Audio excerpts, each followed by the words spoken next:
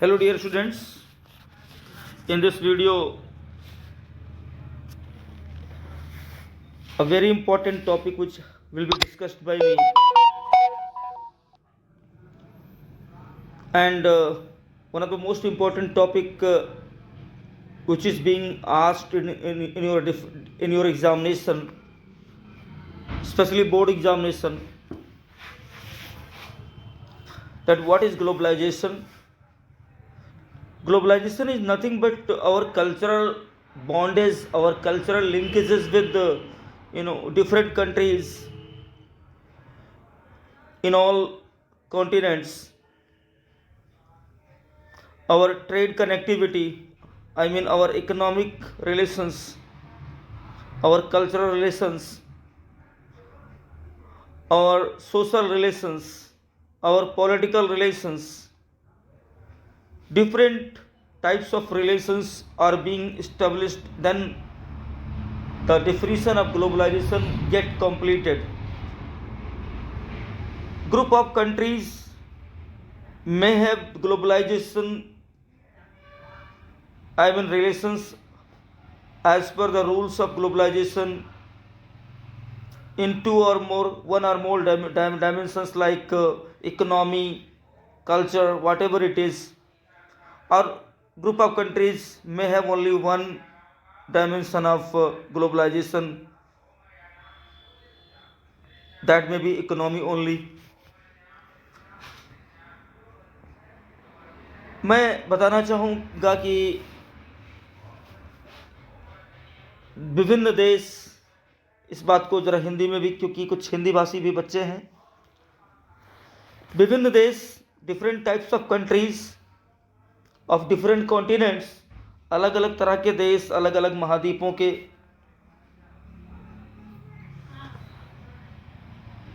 आपस में आर्थिक संबंध, राजनीतिक संबंध, सांस्कृतिक संबंध, सामाजिक संबंध रखते हैं, और इसके लिए अलग अलग फोरम्स भी, अलग अलग मंच भी हैं. There are different forums through which they are making different type of relations.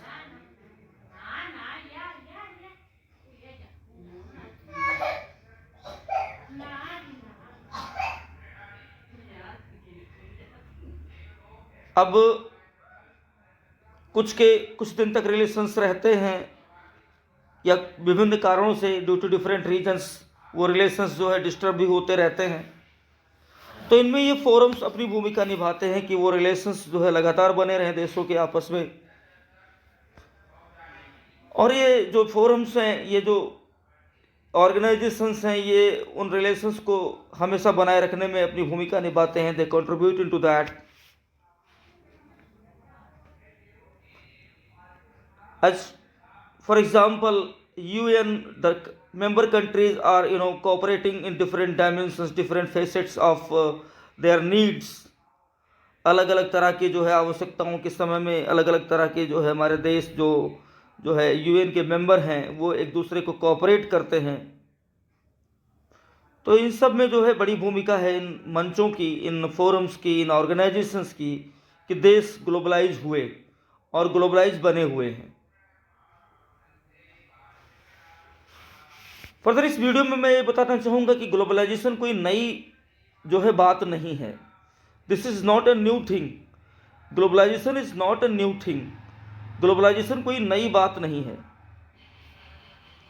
Globalisation मानव सभ्यता की शुरुआत के क्रम में एक ऐसी चीज हो गई कि उस समय इंसान समझता तो नहीं था कि वी आर बिकमिंग ग्लोबलाइज्ड. अब जैसे कह सकते हैं आप कि सेंट्रल एशिया से हमारे देश में आर्य आए, तो वो जब आए हमारे देश में तो उन्होंने अपनी संस्कृति, अपनी मान्यताएं, अपने विश्वास, अपने जो है अपने साहित्य, तमाम चीज़ों को, अपनी अर्थव्यवस्था के जो नियम, इन सब को आकर के हमारे देश में उन्होंने जो है स्प्रेड अप किया, उसको जो है सब तक उसका जो है संचार किया, ताकि लोगों को और ज़्यादा जो है जागरूक करने का प्रयास किया.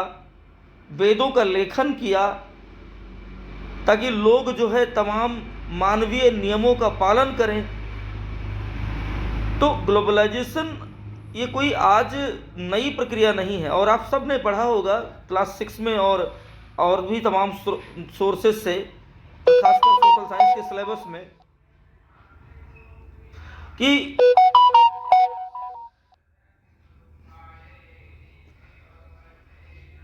हमारे देश में तमाम यात्री आते रहते थे, अलग अलग जो है रूलर्स के समय में वो यात्री आते थे तो अपनी संस्कृति को लेकर के आते थे, अपनी भाषा लेकर के आते थे और हमारे साथ शेयर करते थे, जिससे कि आज कालांतर में हम सब after passes of few centuries हम उनके उन कृत्यों को, उनकी उन रचनाओं को आज भी हम पढ़ते हैं तो उनसे कुछ ना कुछ सीखते हैं।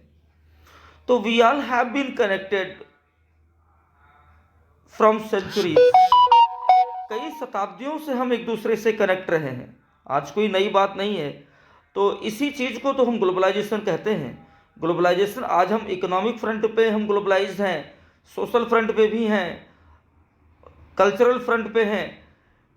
तो हम ऐसा नहीं कि पहले नहीं थे, इंडस वैली सिविलाइजेशन के समय में हमारा इकोनॉमिक ग्लोबलाइजेशन हो चुका है, क्योंकि आप सबको पता है हमारा हम ट्रेड के मामले में ग्लोबलाइज हो चुके हैं, क्योंकि आप सबको पता है अफगानिस्तान के साथ और अरेबियन कंट्रीज़ के साथ खासकर हमारे जो है ट्रेड रिलेशंस हुआ करते थे।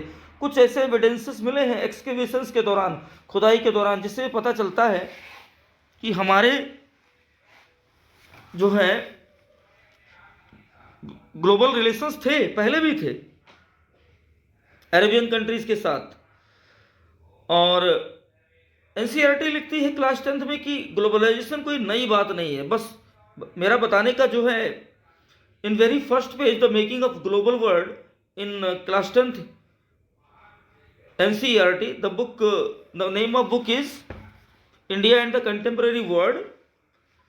इसमें इन्होंने लिखा है कि कोई नई बात नहीं है ग्लोबलाइजेशन, तो निश्चित तौर पे कोई नई बात नहीं है, ग्लोबलाइजेशन कोई नई बात नहीं है। और ग्लोबलाइजेशन की प्रक्रिया में, हाँ, अब हम कह सकते हैं मॉडर्न ग्लोबलाइजेशन भले ही हो चुका है हमारा, अब हम ग्लोबलाइजेशन मतलब जो भी है हमारा वो आधुनिक तौर तरीके से है। और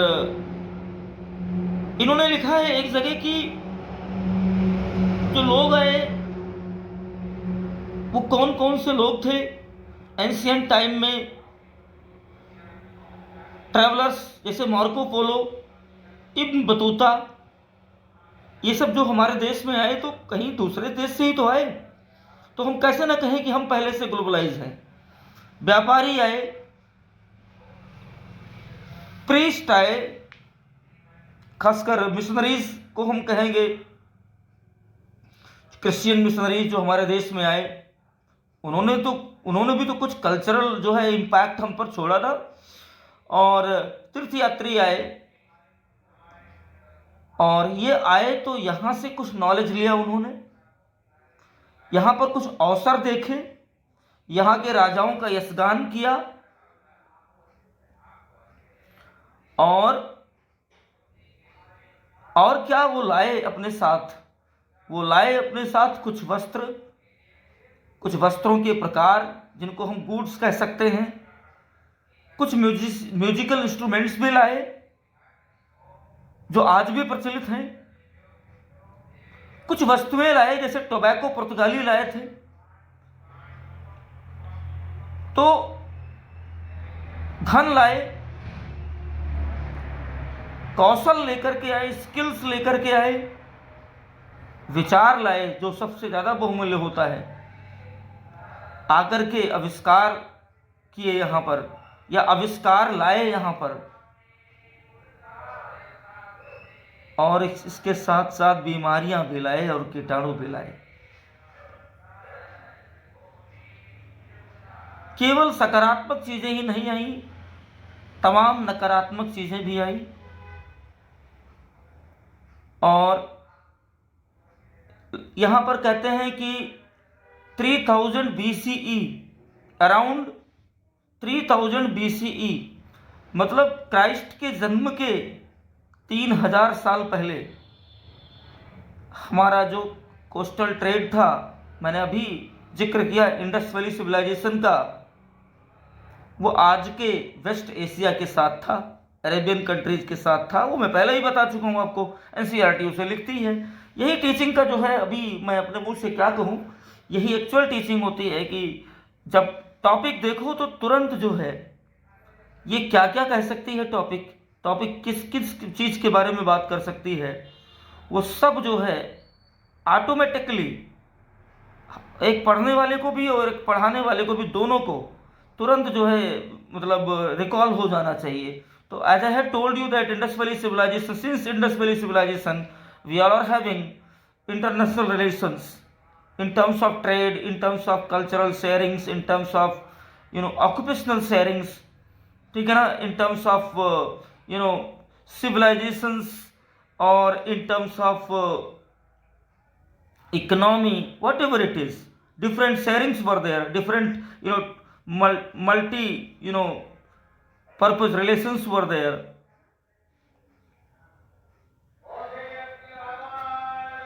तो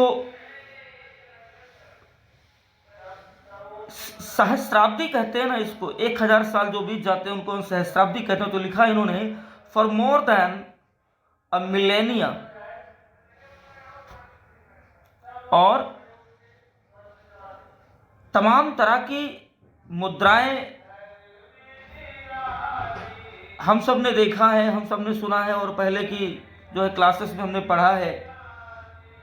बाहर के देशों की तमाम मुद्राएं जब हमारे यहाँ एक्सकेवेशन हुआ, अलग अलग जो है लीडर्स के लीडरशिप में, जब अलग अलग जो है लोकेशंस की, इंडस वैली सिविलाइजेशंस की लोकेशंस की एक्सकेवेशन हुई, उस समय में तमाम जो है कॉइन्स मिले, सील्स मिली, मुहरें मिली, जिससे पता चलता है कि हमारे जो है इंटरनेशनल रिलेशंस ट्रेड को लेकर के हुआ करते थे, इकोनॉमिक इंटरनेशनल रिलेशंस हुआ करते थे।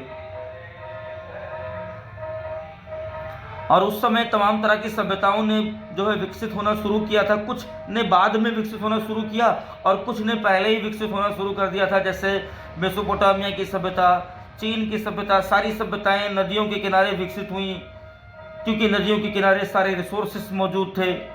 ठीक है, तो ये सब जो है मैं इसलिए बता रहा हूँ ताकि ग्लोबलाइजेशन का अर्थ जो है एक एक्सटेंसिव मैनर में, बृहद स्तर पे आप लोग समझ पाएँ। तो इसके बाद और कुछ तमाम जो रूट्स हैं उनके बारे में अगले वीडियो में मैं बताऊंगा। वो कौन कौन से रूट हैं जिनसे ग्लोबलाइजेशन और ज़्यादा जो है the activity of globalization became more strong, and those things, I mean those roots and those mediums had helped a lot in global relations of different countries. तो अगले जो है वीडियो में मैं डिस्कस करूंगा सिल्क रूट, और जितना ज़्यादा बेहतर तरीके से संभव हो सकेगा मैं सिल्क रूट को जो है आप सबके समक्ष जो है डिस्क्राइब करूंगा वीडियो के माध्यम से।